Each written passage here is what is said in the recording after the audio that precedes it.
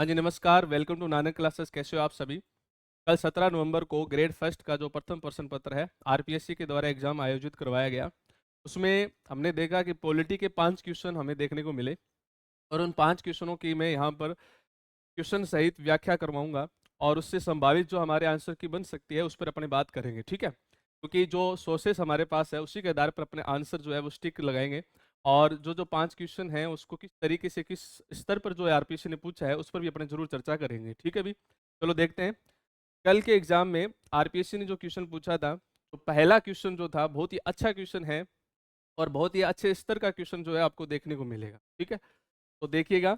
पहला जो क्वेश्चन जो रहा था, क्वेश्चन के बारे में देखो कि भारत के चुनाव आयोग के संबंध में, ऐसे सुना कि भारत के चुनाव आयोग के संबंध में हमें कौन सा कथन बताना है, सही कथन बताना है। कि सही जो कथन रहेगा, ठीक है? तो सही कथन हमें बताना है। तो पहला ऑप्शन जो देखिएगा कौन सा रहेगा। पहला ऑप्शन बताया गया है कि बहुमत द्वारा निर्णय लेने की शक्ति के साथ साथ बहुआयोगीय अवधारणा 1990 से लागू हुई। इस क्वेश्चन को हल करने से पहले इसके बारे में थोड़ा सा मैं आपको समझा देता हूं, फिर आपको जो ऑप्शन है बड़े आसानी से क्लियर हो जाएंगे कि हमारा सही आंसर क्या हो सकता है, ठीक है? तो देखिएगा इधर। अगर अपन चले क्वेश्चन की व्याख्या के साथ, तो देखो उधर सबसे पहला आपको ये ध्यान देना है कि चुनाव आयोग के बारे में समझो कि चुनाव आयोग, ठीक है? भारतीय संविधान में चुनाव आयोग का जो उल्लेख है कि भाग 15 का जो आर्टिकल है 324 से 329 तक चुनाव आयोग के बारे में उल्लेखित किया गया है। चुनाव आयोग का जो आर्टिकल 324 जो है में स्पष्ट रूप से ये बात लिखी गई है कि 324 के अकॉर्डिंग चुनाव आयोग की एक मतलब क्या की जाएगी, स्थापना की जाएगी।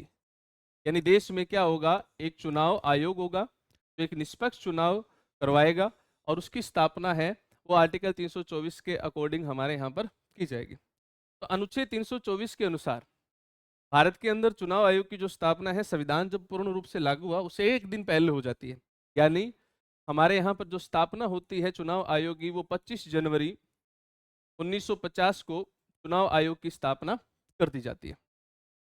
अब चुनाव आयोग की स्थापना करने के बाद में इसका जो मुख्यालय है, आप सब जानते हो, इसका जो मुख्यालय है वो दिल्ली में स्थापित करवाया गया और चुनाव आयोग के जो अध्यक्ष है, चुनाव आयोग के जो अध्यक्ष है उससे आप क्या बोलोगे, मुख्य चुनाव आयुक्त बोलोगे।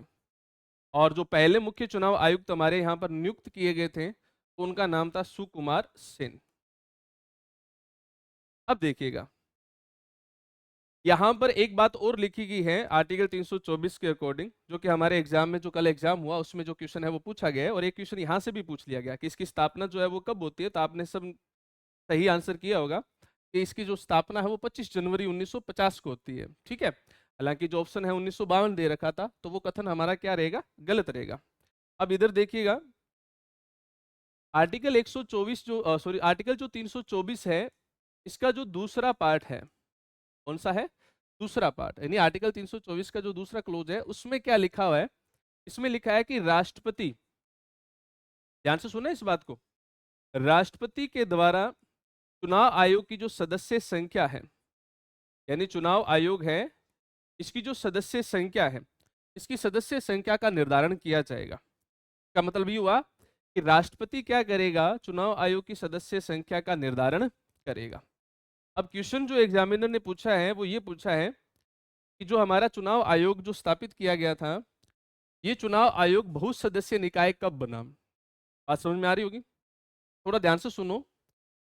जिस दिन से चुनाव आयोग की स्थापना होती है 1950, 1950 से 1989 तक, 1950 से 1989 तक हमारा चुनाव आयोग एक सदस्य निकाय था। 1989 में हमारे राष्ट्रपति थे वेंकट रमन, उनके द्वारा एक अधिसूचना जारी की जाती है राजीव गांधी की सरकार में और अधिसूचना जारी करने के बाद चुनाव आयोग जो है उसको बना दिया जाता है बहु सदस्य निकाय। इसका मतलब ये हुआ कि चुनाव आयोग में कितने सदस्य शामिल कर दिए गए, 2 सदस्य और शामिल कर दिए गए। यानी एक तो अध्यक्ष होगा और एक क्या होगा, सॉरी 2 क्या होंगे, सदस्य होंगे। कैसे समझना, इस अधिसूचना के बाद में ये डिसाइड किया गया कि एक तो मुख्य निर्वाचन आयुक्त होंगे जिसे आप अध्यक्ष बोलते हो, और दो इसके क्या होंगे, अन्य चुनाव आयुक्त होंगे। तो यानी यह आयोग जो है 1989 में बहुसदस्य निकाय के रूप में स्थापित होता है। लेकिन होता क्या है कि तत्कालीन इस आदेश के कारण विपक्ष के द्वारा काफी विरोध होता है, भारत सरकार की आलोचना होती है, राष्ट्रपति के द्वारा ये जो डिसीजन लिया गया इसको असंवैधानिक बताने का प्रयास किया जाता है। इसी विरोध के कारण 1 जनवरी 1990 को चुनाव आयोग को वापस क्या कर दिया जाता है, 1 सदस्यीय निकाय कर दिया जाता है। का मतलब ये हुआ 1990 में वापस ये 1 सदस्य निकाय बन गया। जिन 2 चुनाव आयुक्तों को नियुक्त किया जाता है, एक में थे वीएस सेशन और एक में सॉरी तो 2 सदस्य हमारे नियुक्त किए जाते हैं, जिनमें से जो 2 सदस्य थे सुप्रीम कोर्ट के अंदर जाकर ये केस लड़ते हैं कि ये जो आदेश जो जारी किया था इसको आपने जो रद्द करने का प्रयास किया है, उसके विरुद्ध ये केस लड़ा जाता है। और उसके बाद होता ये है कि 1993 कौन सा समय है, 1993 1993 के बाद से चुनाव आयोग को दोबारा क्या बना दिया जाता है, बहुसदस्यीय निकाय बना दिया जाता है। अब हमारा क्वेश्चन क्या है, इसको आप समझो। क्वेश्चन ये कहता है कि भारत का जो चुनाव आयोग है, ये भारत का चुनाव आयोग जो है ये 1990 से बहुसदस्य निकाय था। हमें सही कथन बताना है, तो ये कथन हमारा क्या हो जाएगा, गलत हो जाएगा। इसके बाद में तीसरा कथन लिखता है सॉरी चौथा कथन लिखता है कि भारत का चुनाव आयोग एक स्थायी संवैधानिक निकाय है, बात सही है, और इसकी स्थापना 25 जनवरी को ही, बिल्कुल सही बात है, लेकिन 25 जनवरी 1950 को होती है, न कि 1952 को होती है। तो इसका मतलब ये कथन भी हमारा क्या हो जाता है, गलत हो जाता है। तीसरा कथन क्या कहता है, ध्यान से सुनिएगा। तीसरा कथन कहता है कि राष्ट्रपति मुख्य चुनाव आयुक्त और अन्य आयुक्तों की नियुक्ति करता है, बिल्कुल सही बात है, और इसकी जो कार्यकाल है तो 5 वर्ष या 60 वर्ष आपको देखने को मिलेगा। 5 वर्ष या 60 वर्ष आपको देखने को मिलेगा, ये बात इसमें लिखी हुई है। तो आपको थोड़ा सा समझना है कि जो मुख्य चुनाव आयुक्त हैं, मुख्य चुनाव आयुक्त हैं, मुख्य चुनाव आयुक्त का जो कार्यकाल रहेगा, आप सभी ने अच्छी तैयारी की है तो उसमें आपको पता होगा 6 वर्ष या 65 वर्ष जो भी पहले हो, और अन्य चुनाव आयुक्त जो होंगे इनका कार्यकाल होगा 6 वर्ष या 62 वर्ष जो भी पहले हो। इसका मतलब ये हुआ कि हमारा ये जो स्टेटमेंट है नंबर 3, ये भी क्या हो जाता है, गलत हो जाता है। और बहुत ही अच्छा क्वेश्चन पूछा है, पहली बार कोई ऐसा क्वेश्चन बहुत है अच्छे स्तर पर पूछा गया है आरपीएससी के द्वारा, हमें देखने को मिलता है college lecturer sorry school lecturer के एग्जाम में। और पूछा यह है कि रमा देवी के द्वारा भारत की एकमात्र महिला जो है वो मुख्य चुनाव आयुक्त के रूप में अध्यक्षता की गई। ये बात बिल्कुल सही है, रमा देवी कार्यवाहक अध्यक्ष बनती हैं और ये भारत के मुख्य चुनाव आयुक्त के रूप में कार्य करते हैं। और रमा देवी मुख्य चुनाव आयुक्त के रूप में मात्र 16 दिन का कार्यभार संभालती है, तो सबसे छोटा कार्यकाल भी इनका रहता है। ये भारत के मुख्य चुनाव आयुक्तों के इतिहास में पहली महिला है जो मुख्य चुनाव आयुक्त चुनी गई थी। तो हमारा जो सही आंसर रहेगा, आप सभी बच्चों ने सही किया होगा इस नंबर 24 क्वेश्चन का, वो रहेगा कौन सा, नंबर 2। ठीक है भी, अब बात करते हैं नेक्स्ट क्वेश्चन पर। देखिएगा अगला क्वेश्चन जो है हमारा वो ये कहता है कि सर्वोच्च न्यायालय ने निम्न में से किस निर्णय में कहा कि प्रस्तावना संविधान का भाग नहीं है। बहुत ही अच्छा क्वेश्चन है, सोच समझ के किए जाने वाला क्वेश्चन था। उम्मीद करता हूं कि आप सभी ने अच्छे से इस क्वेश्चन को किया होगा। तो थोड़ा सा इसको समझिएगा, प्रस्तावना के बारे में मैं आपको थोड़ा सा इसको समझाता हूं। आई होप आप लोगों ने इसको अच्छे से किया होगा। सबसे पहले सुनिएगा, जो हमारी जो प्रस्तावना है,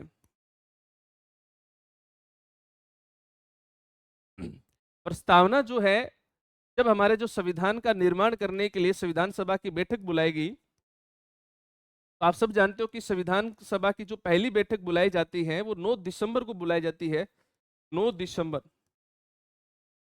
1946 को।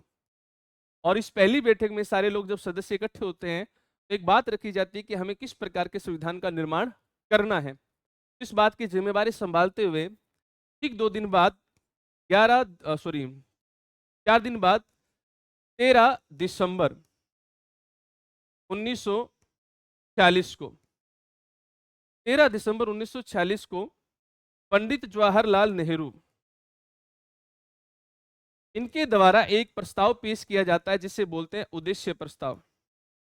और इस उद्देश्य प्रस्ताव में भारतीय संविधान का किस तरीके से निर्माण किया जाए उसकी विशेषताएं या उसका एक प्रस्ताव जो है सदस्यों के सामने रखा गया, जिसे 22 जनवरी 1947 को हमने स्वीकार किया। और वही प्रस्ताव आगे जाकर हमारे संविधान की प्रस्तावना कहलाती है। प्रस्तावना के अंदर भारतीय संविधान की मुख्य विशेषताएं बताई गई है। क्या बताई गई है? विशेषताएं। कि भारतीय संविधान की जो मुख्य विशेषताएं हैं वो क्या क्या है। तो हमें प्रस्तावना पढ़ने से हमें आभास हो जाता है कि भारत का संविधान किस तरीके से कार्य कर रहा है। क्वेश्चन ये है कि प्रस्तावना को संविधान का पहली बार सर्वोच्च न्यायालय में, यानी कौन से वाद में, कौन से सर्वोच्च न्यायालय के निर्णय में ये कहा कि वो उसका भाग नहीं है।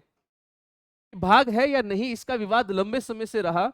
उसके पीछे कारण ये था कि अगर प्रस्तावना संविधान का भाग होती है तो संविधान के प्रस्तावना में संसद के द्वारा क्या किया जा सकता है, संशोधन किया जा सकता है। क्योंकि आर्टिकल जो 368 है, 368 में ये लिखा हुआ है कि संसद जो है संविधान में संशोधन कर सकती है।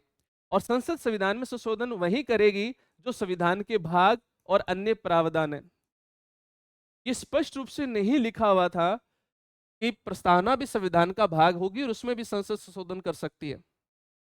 और जब पहला मामला आता है सुप्रीम कोर्ट में 1960 में, बेरूबारी मामला, सुनना आपको आंसर भी मिल गया होगा। कौन सा मामला आता है? बेरूबारी मामला। बेरूबारी मामला जो था ये हमारे मौलिक अधिकारों से रिलेटेड मामला है। 1960 में जब ये केस आता है सुप्रीम कोर्ट में, तो सुप्रीम कोर्ट ने अपने डिसीजन में प्रस्तावना को विशेषकर ध्यान में रखते हुए एक बात बोली थी कि प्रस्तावना जो है वो संविधान का भाग नहीं है। प्रस्तावना जो है वो संविधान का भाग नहीं है, बल्कि जो प्रस्तावना है वो संविधान निर्माता, तो हमारे जो संविधान निर्माता हैं इनके विचारों की कुंजी है। इनके विचारों की क्या है? कुंजी है।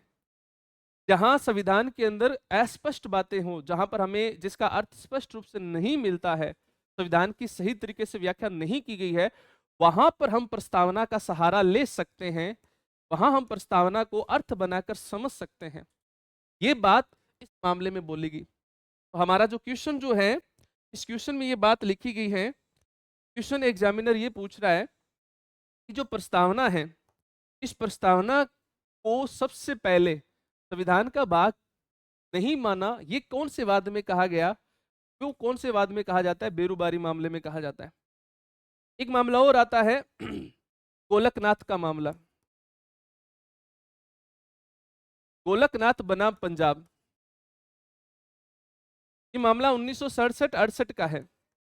ये भी मौलिक अधिकार, संपत्ति के अधिकार से जुड़ा हुआ मामला है। इस मामले में सुप्रीम कोर्ट ने एक डिसीजन दिया कि प्रस्तावना जो है वो संविधान की सोल यानी आत्मा है। संविधान की आत्मा है। अगर आपको संविधान को समझना है तो आप उसकी आत्मा को पढ़िए। यहां से क्वेश्चन एग्जामिनर पूछता है कि किस मामले में प्रस्तावना को संविधान की आत्मा कहा, तो वो गोलकनाथ बनाम पंजाब मामले में कहा। और उसके बाद में आपके लिए सबसे महत्वपूर्ण जो बात है वो ये है कि केशवानंद भारती का मामला। कौन सा मामला? केशवानंद भारती। अभी जो केशवानंद जो भारती है, केशवानंद भारती बनाम केरल 1973, ये जो मामला है, इस मामले में सुप्रीम कोर्ट ने पहली बार ये डिसीजन दिया कि प्रस्तावना जो है वो संविधान का भाग है। का मतलब ये हुआ, प्रस्तावना भी एक संविधान का पार्ट है, संसद उसमें संशोधन करने के अधिकार रखती है। और आपको पता होगा जिस दिन ये मामला, ये डिसीजन लिया गया, उसके ठीक 2 साल बाद, सॉरी ठीक 3 साल बाद 42वां संविधान संशोधन होता है 1976 में। और हमारी प्रस्तावना में 3 शब्द हमने जोड़ दिए संशोधन करके, आप सभी ने पढ़े होंगे, जिसका नाम है समाजवादी, पंथ निरपेक्ष और अखंडता। ये 3 शब्द जो है हमारी प्रस्तावना में इस संशोधन के माध्यम से जोड़े गए। तो आपका जो क्वेश्चन जो था, और इस क्वेश्चन में जो पूछा गया था कि पहली बार सर्वोच्च न्यायालय, ये हालांकि ये लिखा नहीं है, सीधा लिखा, सर्वोच्च न्यायालय ने निम्न में से किस निर्णय में कहा कि प्रस्तावना संविधान का भाग नहीं है। तो हमारा सही आंसर रहेगा, वो कौन सा रहेगा बेटा? बेरूबेरी मामला। आई होप आप लोगों ने इसको सही किया होगा। ठीक है, अब बात करते हैं नेक्स्ट क्वेश्चन। बहुत ही अच्छे स्तर का क्वेश्चन पूछा गया है, बहुत सारे लोग हैं, इस पर अलग अलग अटकलें लगाई जा रही है कि शायद इसका आंसर कौन सा होगा, ये होगा कि ये होगा। तो थोड़ा समझते हैं इस क्वेश्चन को, फिर अपन इस पर डिसीजन लेते हैं कि इसका आंसर सही तरीके से कौन सा हो सकता है। क्वेश्चन है, थोड़ा ध्यान से सुनिएगा। संसदीय समिति, आपको मैं समझाने वाला हूँ संसदीय समिति होती क्या है, उसका काम क्या होता है, कितने प्रकार की होती है, उसकी भूमिका क्या होती है। जब ये आप समझ जाओगे तो उसके बाद में आप इसका आंसर टिक लगा दोगे। संसदीय समिति के संदर्भ में निम्न में से कौन सा कथन गलत है? आपको गलत जो रोंग शब्द है वो आपको ढूंढना है। थोड़ा सा मैं आपको इसके बारे में समझाता हूं, फिर आप यहाँ पर आइए, आपको पता चलेगा कि हाँ वास्तव में हमारा सही आंसर कौन सा हो सकता है और आरपीएससी के आंसर की में कौन सा आंसर सही होगा। ठीक है, तो देखिएगा इधर, संसदीय समिति, ध्यान से सुनना इस बात को।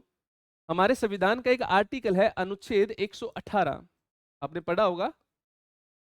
कौन सा अनुच्छेद है? अनुच्छेद 118। अनुच्छेद 118 में एक बात लिखी है कि संसद के जो ऑफिशियल कार्य हैं, नियम हैं, उन नियमों को तैयार कौन करेगी? संसद करेगी। कौन करेगी? संसद कानून बनाकर वो नियम डिसाइड करेगी। हर एक व्यक्ति के लिए नियम जो निर्धारित किया, हर एक कार्य के लिए नियम निर्धारित किए गए हैं। अनुच्छेद 118 के अनुसार संसद क्या करेगी? नियम तैयार करेगी। और इसी अनुच्छेद के अनुसार कार्य करने के लिए जो भी ऑफिशियल कार्य है, उस जो कानून बनाए जाएंगे, उन कानूनों पर विचार करने के लिए संसद के द्वारा क्या किया जाएगा? समितियों का भी गठन किया जाएगा। और ये जो समितियों का गठन किया जाएगा इसी अनुच्छेद के अकॉर्डिंग, उन्हें आप क्या बोलोगे? संसदीय समिति बोलोगे। क्या बोलोगे सर? संसदीय समिति।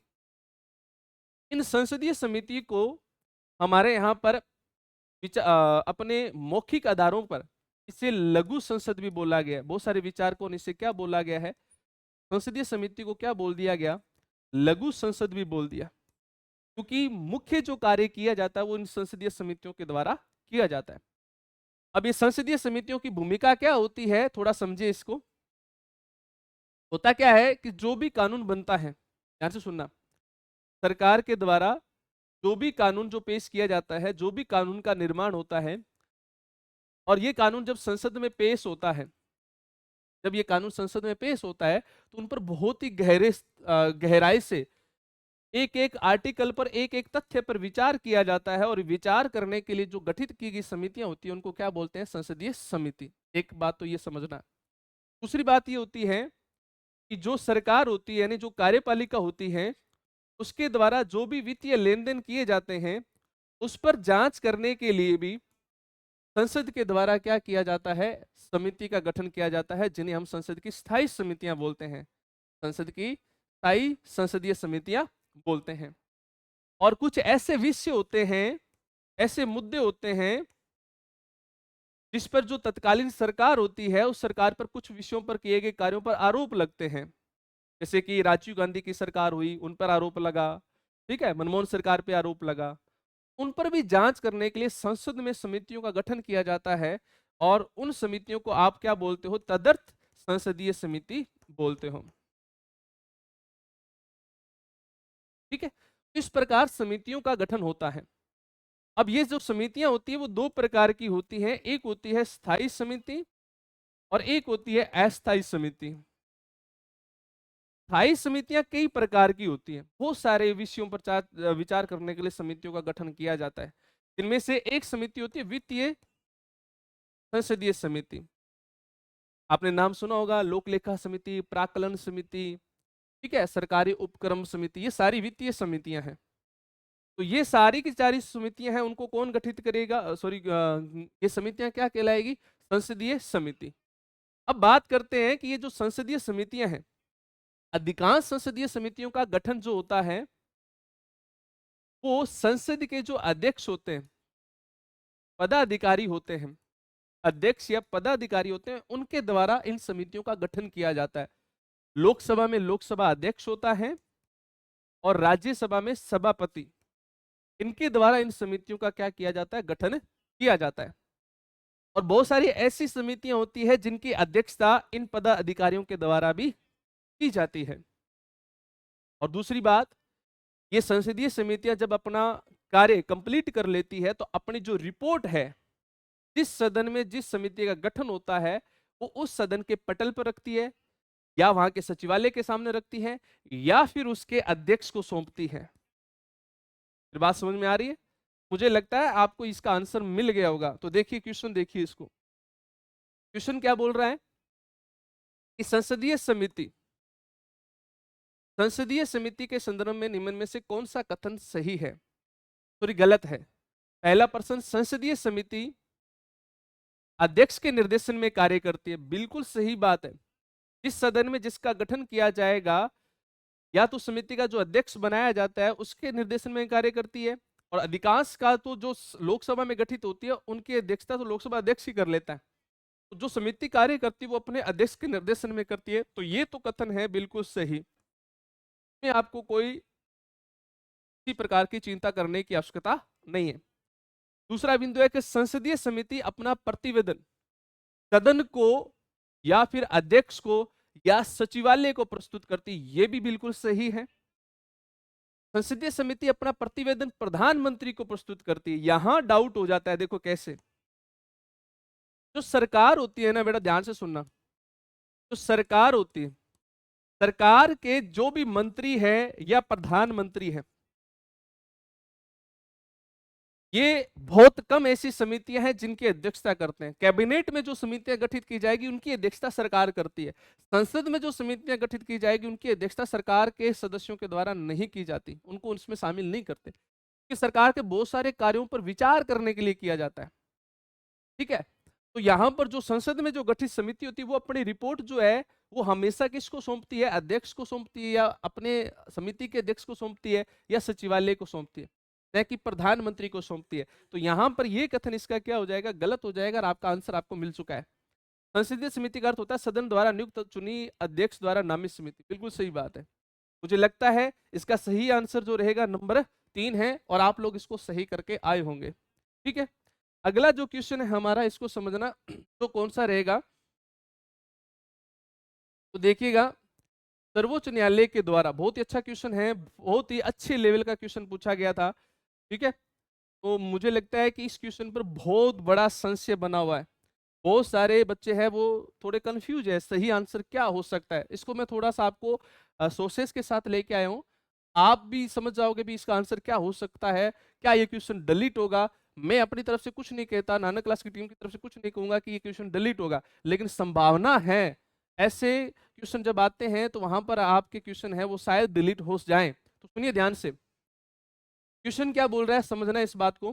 सर्वोच्च न्यायालय के न्यायाधीश के विरुद्ध, सर्वोच्च न्यायालय का जो न्यायाधीश होता है उसके विरुद्ध महाभियोग के प्रस्ताव की जांच करने वाली समिति में कुल कितने सदस्य होते हैं, और जो सदस्य होते हैं वो कौन कौन होते हैं, उस पर अपन बात करेंगे। थोड़ा सा मैं आपको इसके बारे में समझा देता हूं, फिर आते हैं इस पर। तो आप सही आंसर क्या होगा अपने आप इसका अंदाजा लगा दोगे। ठीक है, तो देखिए इधर हमारा जो आर्टिकल है 124, ध्यान से सुनना इस बात को, अनुच्छेद 124 का नंबर 4 जो आर्टिकल है, इसमें न्यायाधीशों को हटाने की प्रक्रिया का उल्लेख किया गया है। यानी जो न्यायाधीश है सर्वोच्च न्यायालय के, सुनना इस बात को, सर्वोच्च न्यायालय और उच्च न्यायालय, ठीक है, सर्वोच्च न्यायालय और उच्च न्यायालय के जो न्यायाधीश हैं इनको हटाने की जो प्रक्रिया का उल्लेख है वो आर्टिकल 124(4) में किया गया। जिसे हम बोलते हैं महाभियोग। इसे हमने क्या नाम दिया है? महाभियोग प्रक्रिया।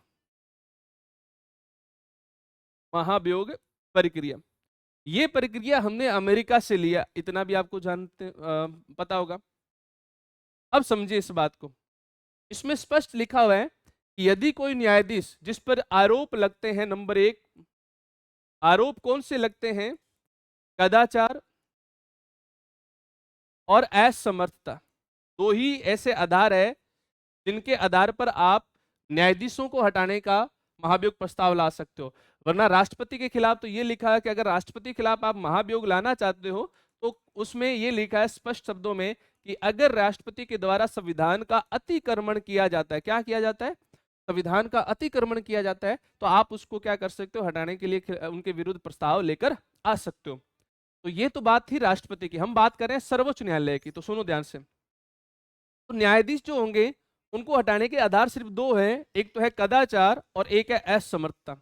आर्टिकल 124 में लिखा है अगर ये आरोप लगते हैं तो आरोप लगने के बाद इनके विरुद्ध प्रस्ताव लाया जाएगा। क्या लाया जाएगा? प्रस्ताव लाया जाएगा, और ये प्रस्ताव जो है वो संसद में लाया जाएगा, किसी भी सदन में, किसी भी सदन में आप ये प्रस्ताव लेकर आ सकते हो। बात समझ में आ गई होगी इतनी? और संसद में यह प्रस्ताव पारित किया जाएगा, और पारित जो किया जाएगा ये प्रस्ताव वो एक विशेष बहुमत से किया जाएगा, और वो विशेष बहुमत जो होगा वो आप लोगों ने पढ़ा होगा, जिसमें लिखा हुआ है कि सदस्यों का बहुमत, यानी कुल सदस्यों का बहुमत कोमा उपस्थित प्लस मतदान करने वालों के 2/3 से पास किया जाएगा। ये मैं आपको जब ये सुप्रीम कोर्ट में पढ़ाऊंगा आपको यूट्यूब पर ध्यान रखना, पूरा अच्छे से समझाने वाला हूं कि किस तरीके से ये पास होता है और किस किस के खिलाफ लाया गया था और कहां पास नहीं हुआ, सारी चर्चा अपन करने वाले हैं। पहले एक बार सुन लीजिएगा कि ये प्रस्ताव पारित किया जाएगा, ये बहुमत प्रक्रिया से पास किया जाएगा, और जैसे ये प्रस्ताव पास हो गया, प्रस्ताव पास होने के बाद ये जाएगा राष्ट्रपति के पास। कहां जाएगा? राष्ट्रपति के पास। और राष्ट्रपति के द्वारा जैसे ही इस पर स्वीकृति दे दी जाएगी, उसके बाद से न्यायाधीश को पद से क्या कर दिया जाएगा? हटा दिया जाएगा। ये बात आर्टिकल 124 में बड़े ही अच्छे शब्दों में लिखी हुई है। आई होप आपको ये बात बिल्कुल अच्छे से समझ में आई होगी। सर हमारा जो क्वेश्चन है उससे तो यहाँ कुछ बात हुई नहीं।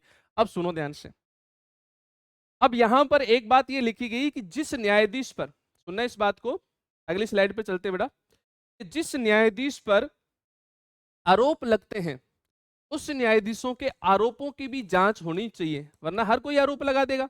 न्यायाधीश है, देश के सबसे बड़े व्यक्ति हैं जो कि एक न्याय करने का कार्य करते हैं, तो उन पर जब आरोप लगता है तो आरोपों की भी तो क्या होनी चाहिए? जांच होनी चाहिए। और इस जांच के लिए आर्टिकल 124 का जो 5वां आर्टिकल है इसमें लिखा हुआ है कि न्यायाधीशों पर हटाने के लिए, जो जांच हटाने से पहले जो जांच करने के लिए जो भी कानून बनाया जाएगा, जो भी नियम बनाया जाएगा, वो किसके द्वारा बनाया जाएगा? संसद के द्वारा बनाया जाएगा। मेरी बात समझ में आ रही है?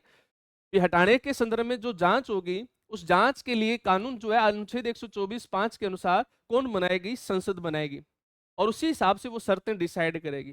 संसद ने कानून बना दिया, किस अनुच्छेद को ध्यान में रखते हुए? 124(5) को ध्यान में रखते हुए। और वो कानून कौन सा है? सुनो ध्यान से, यहीं से आपको आंसर मिल जाएगा। कानून का नाम है न्यायाधीश जांच अधिनियम 1968। कौन सा है? न्यायाधीश जांच अधिनियम 1968। इस कानून में क्या लिखा हुआ है? सुनो ध्यान से, इस कानून में लिखा हुआ है कि जांच करने से पहले, जैसे मान के चलो ये जो न्यायाधीश है, ये न्यायाधीश है, इनके खिलाफ आरोप लगे और आप इनके खिलाफ प्रस्ताव लाना चाहते हो, तो प्रस्ताव लाने से पहले, क्योंकि प्रस्ताव कहां लाया जा सकता है? संसद में, और संसद में 2 सदन है, एक लोकसभा और एक राज्यसभा। ध्यान से सुनने इस बात को, लोकसभा या राज्यसभा के अंदर जो सदस्य हैं उनमें से 100 सदस्यों के समर्थन चाहिए। अगर आप मुझे मान के चलो मेरे खिलाफ हटाने का प्रस्ताव लेके आ रहे हो और लोकसभा में लेके आ रहे हो, जैसे अभी हमारे वर्तमान के तत्कालीन मुख्य न्यायाधीश है, आप उनके खिलाफ हटाने का प्रस्ताव लेके आ रहे हो, और आप पहले कहां लेके आ रहे हो? लोकसभा में। तो 100 लोगों का समर्थन चाहिए आपको। 100 लोगों के समर्थन के साथ आपको राष्ट्रपति से अनुमति लेनी पड़ेगी। राष्ट्रपति से अनुमति मिल गई, फिर आप लोकसभा में वो प्रस्ताव पेश करोगे।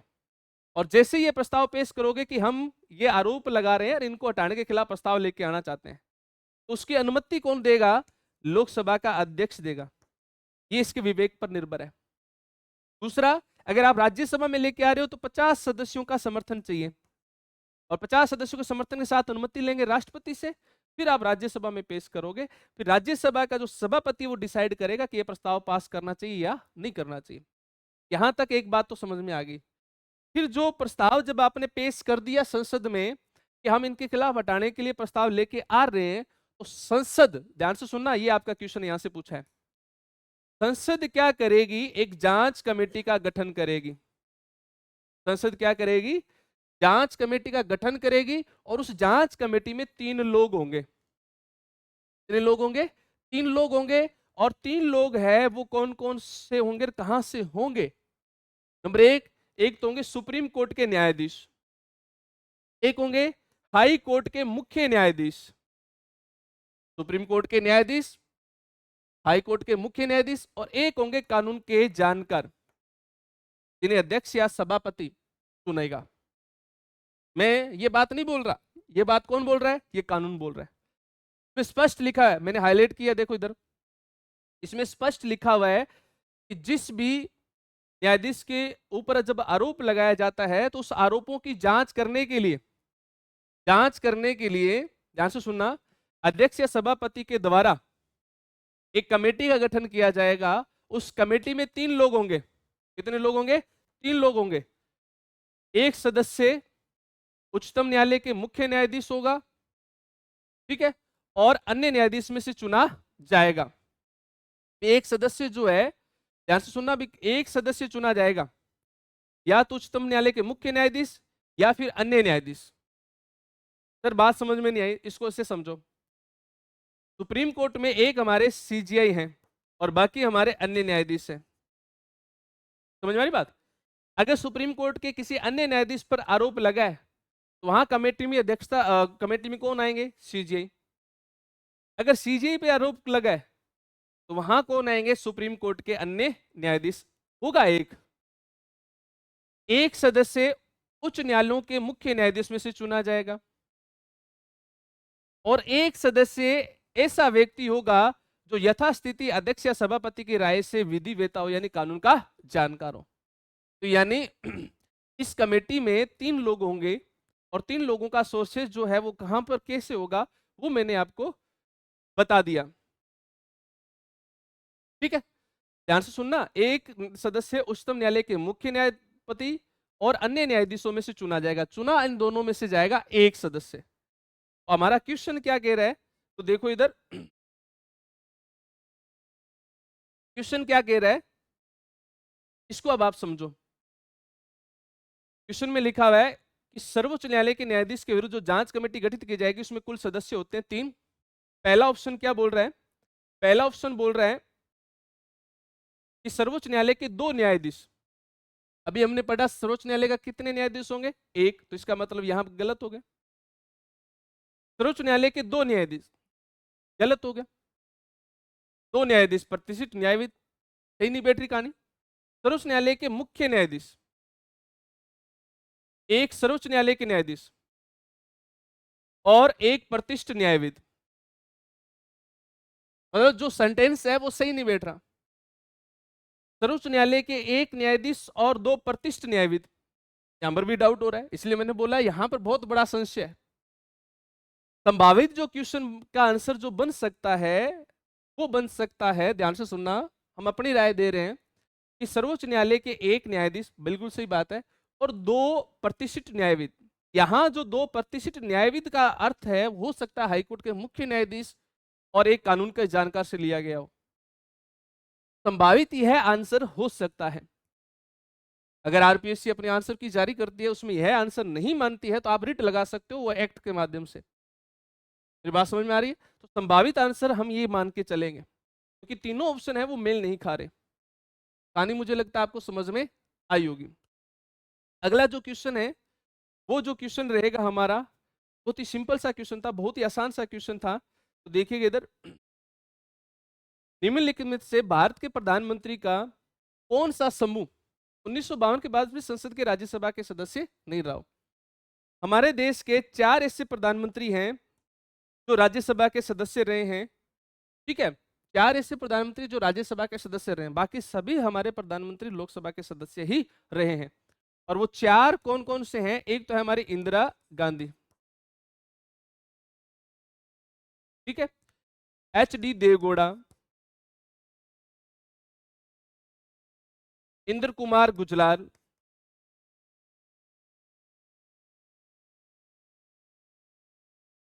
और डॉक्टर मनमोहन सिंह।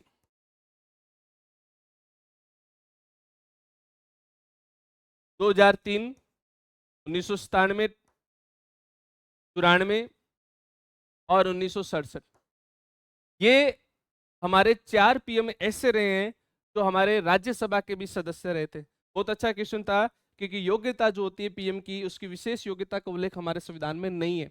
हमारे यहाँ संसदीय परंपरा है। कौन सी व्यवस्था लेके चल रहे हैं अपन? संसदीय शासन व्यवस्था, ब्रिटिश मॉडल पर आधारित है। और संसदीय शासन व्यवस्था में पहला मुख्य जो कारक है, विशेषता है उसकी ये है कि जो भी व्यक्ति PM बनता है या CM बनता है, ठीक है, तो वो या लोकसभा में और इधर विधानसभा में क्या होना चाहिए? बहुमत दल का नेता होना चाहिए, बहुमत दल का नेता होना चाहिए। यानी प्रधानमंत्री जो व्यक्ति बनेगा वो लोकसभा में बहुमत दल का नेता होना चाहिए। यह परंपरा लेकर हम चलते हैं, इसलिए ज्यादातर हमारे जो प्रधानमंत्री बनते हैं वो लोकसभा के सदस्य होते हैं। लेकिन ये कहीं पर भी स्पष्ट रूप से नहीं लिखा हुआ कि वो राज्यसभा का सदस्य नहीं हो सकता, क्योंकि जब प्रधानमंत्री एक मंत्री के पद के समान है, तो मंत्री के पद की योग्यता जो लिखी गई है हमारे संविधान में, वो लिखी है कि वो संसद का सदस्य होना जरूरी है। इसी प्रकार हमारे 4 प्रधानमंत्री रहे हैं जो राज्यसभा के सदस्य होते हुए लोकसभा में बैठते हैं और वो प्रधानमंत्री के रूप में कार्य करते हैं। वो कौन कौन से हैं? इंदिरा गांधी, HD देवगौड़ा, इंद्र कुमार गुजराल और डॉक्टर मनमोहन सिंह। तो आंसर हमारा बिल्कुल सामने आ गया है कि इंद्र कुमार गुजराल और मनमोहन सिंह, ये इसका आंसर बिल्कुल सही रहेगा। HD देवगौड़ा, मनमोहन सिंह, एक सेकंड रुकिए बेटा, हाँ ये तो रहे हैं, सॉरी इसका नहीं रहा वो पूछना अपने को, ठीक है। इंद्र कुमार गुजराल रहे हैं, मनमोहन सिंह रहे हैं, HD देवगौड़ा रहे हैं, मनमोहन सिंह रहे हैं, मोदी नहीं रहे, लेकिन सामने नाम आ गया इंदिरा गांधी। तो यानी लाल बहादुर शास्त्री और VP सिंह, ये जो हमारे प्रधानमंत्री हैं जो राज्यसभा के सदस्य नहीं रहे। का मतलब ये हुआ, ये भी सदस्य रहे, ये भी रहे हैं, ये भी रहे, ये भी रहे और ये भी रहे। ये लोकसभा के सदस्य हैं, राज्यसभा के सदस्य नहीं रहे। ये लोकसभा के सदस्य रहे और ये भी लोकसभा के सदस्य रहे। इस प्रकार हमने इनके जो सही आंसर है वो नंबर 4 लेकर चलेंगे। तो हमने इनकी व्याख्या सहित हमने आंसर जो देखे हैं, सोर्सेस के साथ हमने आंसर देखे हैं, ठीक है। इसी प्रकार अगली जो मैं क्लास आपके लिए लेके आऊंगा, आपके जितने भी विगत एग्जाम में जो हमारे फर्स्ट ग्रेड के अंदर फर्स्ट पेपर में जो पॉलिटी के क्वेश्चन है उनकी व्याख्या सहित मैं आपके साथ उपस्थित होऊंगा। और फिर एक बहुत अच्छी सीरीज जो अपने जो भारतीय संविधान के जो आपके महत्वपूर्ण जो टॉपिक है आपके प्रथम प्रश्न पत्र में, उसके ऊपर अपने विस्तार से चर्चा करने के लिए एक सीरीज में आपके साथ यूट्यूब पर लेके आ रहा हूं, ठीक है भी, ठीक है। तो इसी प्रकार मिलते हैं, ओके, बेस्ट ऑफ लक।